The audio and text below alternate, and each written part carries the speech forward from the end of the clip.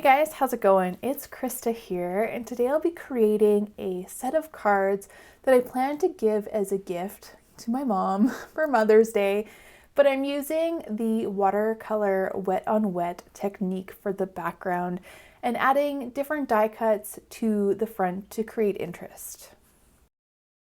I'm starting off today with a piece of Strathmore cold pressed watercolor paper. This piece of paper is about 7.5 inches square, and a variety of watercolor brushes. I'll start off by taping down my piece of watercolor paper, and this helps prevent it warping because I'm going to be adding so much water to my paper. And this is Scotch 3M blue painter's tape. I'm trying to make sure that my tape is fairly square along the piece of paper just because it really minimizes the amount of background that I lose in the end. I'm starting off with a 3/4 inch oval wash brush. This is from Zen Royal Langnickle, their Z73W0 line. And I'm adding a bunch of water to the background very liberally. I want that paper to be really saturated. I've chose 4 watercolor paints from my watercolor set, and the set that I have is from Holbein, but this technique can be done with any watercolor paints that you have on hand. I really like this darker blue along the edges of my background. I feel like it really kind of frames my card in the end.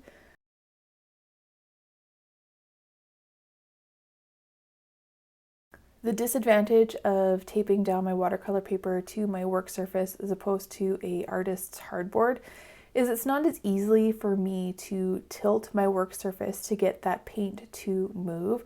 So you'll notice that I come in every once in a while with my clean brush and just press that paper down because it does kind of like bubble up in the center. And I push it down just so that the water and the pigment moves towards the center a little bit. I really want to get that pigment moving. So the combination of coming in with a really wet brush with pigment on the really wet paper is what helps that pigment move. And if you find that it's not moving like you want it to, try adding more water to your pigment before you add it to the paper. And I don't have a particular plan in mind as I place these pigments down.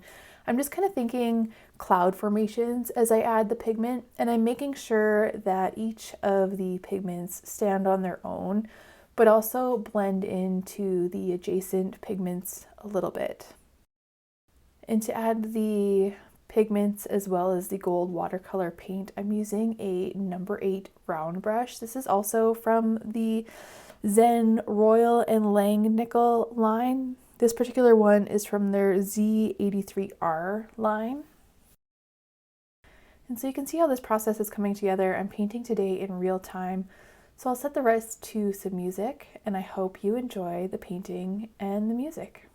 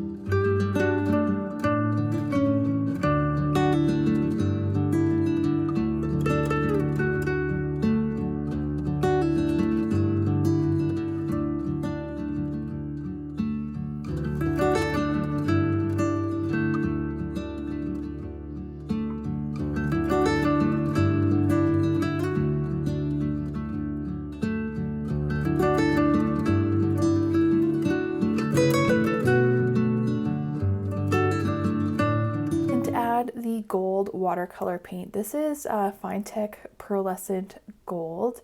And when I come in with this gold watercolor paint, I'm making sure that I'm having some of the cloud-like formations or the cloud-like brush strokes stand on their own, but also to blend two of the colors together sometimes. And I also like how when I splatter the wet watercolor paint on top of the wet background, how it kind of sunbursts out. So I'm making sure to do lots of that as well. So you'll notice if you have a wet portion of your background next to a dry portion of your background, that you can have a harsh line form. And I like that look sometimes when I'm doing this technique, but also I want to blend it out a little bit sometimes too. And when I want to blend it out, I'm taking that gold pigment and I'm blending it out between the colors so it kind of softens the lines between both colors while adding a little bit of gold shimmer.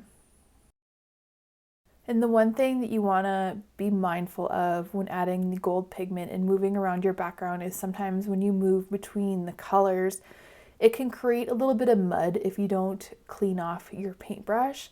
And you'll see here that I do end up creating a little bit of mud as I move from the green to the purple, but that's okay. I just came in with an old rag and just picked up that pigment because both the pigment and the background were wet and the background was quite saturated, so it quite easily picked up that mud color.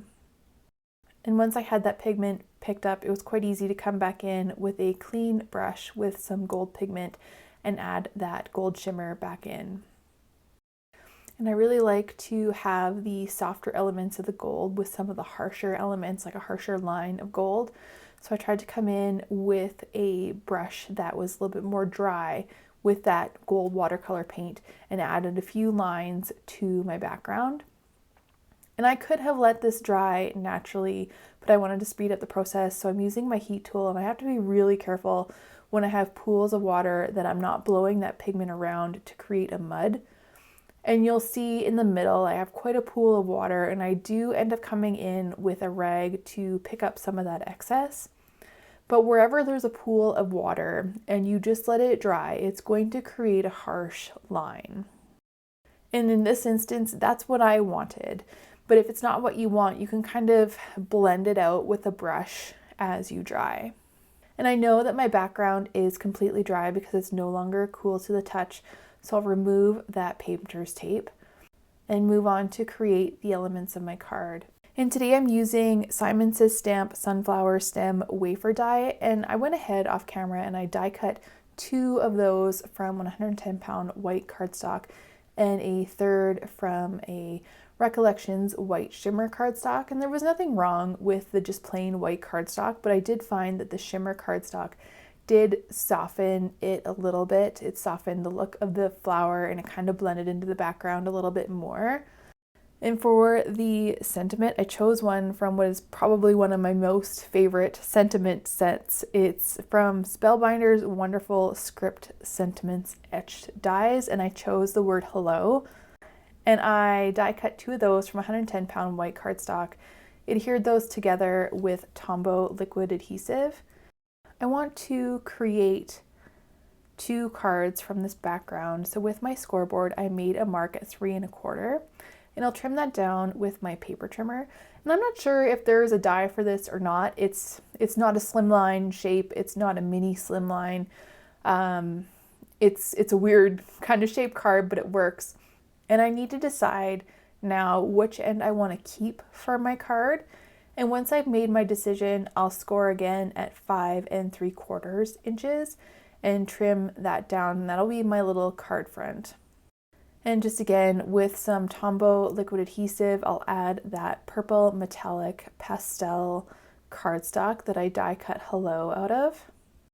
And I'll adhere both of those elements with Tombow liquid adhesive. And I'm trying to follow the rule of thirds so that the flower head of the sunflower hits along the 1/3 line on the vertical-ish, and the hello sits about on the 1/3 line along the horizontal.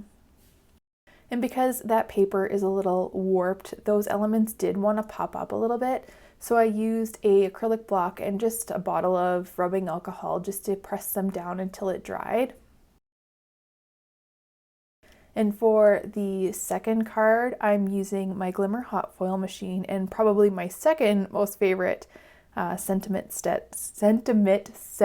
It's from Spellbinders, and it's Yana's Sentiments Glimmer hot foil plates. And for the hot foil today, I used Teal. And I use these sentiments so much that every time that I need one, I hot foil them all because I use them all the time. The nice thing about this sentiment set is it comes with a coordinating die cuts, so I'll just die cut them all out as well, and I'll keep them handy for future cards because they don't last long in my stash. So with those elements adhered to the card front, it's time to adhere the card front to a card base, and because I'm using foam tape, I went ahead and I stamped my Handmade with Love by Crystalline on the back first. I find if I catch the edge of my card front with foam tape, it gets a little wonky, so I always like to do that first. And for the second card front, I'm trimming the remainder of the background down to 2 1/4 inches, and I'm making sure that it's 5 3/4 inches long.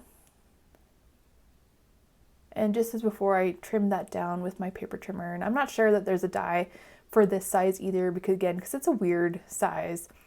For the card base, I chose a 7-inch square piece of white cardstock, and I'm scoring it in the halfway point at 3.5 inches, folding it over and reinforcing that fold with my bone folder. So again, this isn't a slimline card, it's not a mini slimline. I just like the proportions of card to card front to stem with this size. And just as before, I'll stamp my Handmade with Love on the back first before adding that card front with foam tape. Both of these cards will fit in a 5x7 envelope. To finish it off, I'm adding some embellishment, and these embellishments are, this calls for Confetti, they're white diamond and pearl mix, and this is quite possibly my favorite embellishment mix. And as I add my embellishments to my card front, I really like to set them all out first and then come back with my jewel picker and some liquid adhesive to adhere them down. Another option for this card front is to die cut a word out and add it to the card front. I chose the word sparkle from Hero Art's Holiday Words Fancy Dies, and I die cut that twice from 110-pound white cardstock. And because I wanted the gold on the sentiment to match the gold on the card front, I'm creating my own gold cardstock using the Finetech pearlescent gold that I used on the background on some Strathmore cold pressed watercolor paper. And I added 1 layer of the gold pigment, dried that with my heat tool, and came in with a second layer just to make that gold a little bit more opaque. And once that was completely dry, I die cut the word sparkle again out of that newly created gold cardstock and adhered everything to the 2 1/4 by 5 3/4 inch size card front, and then add it to the appropriate base using the foam tape. And just because you can't have enough sparkle, I came in with some embellishments. This is from the This Calls for Confetti white diamond and pearl mix as well. And that completes my little card set for today. Thank you so much for watching. I hope you have an amazing rest of your day. We'll see you next time. Bye for now.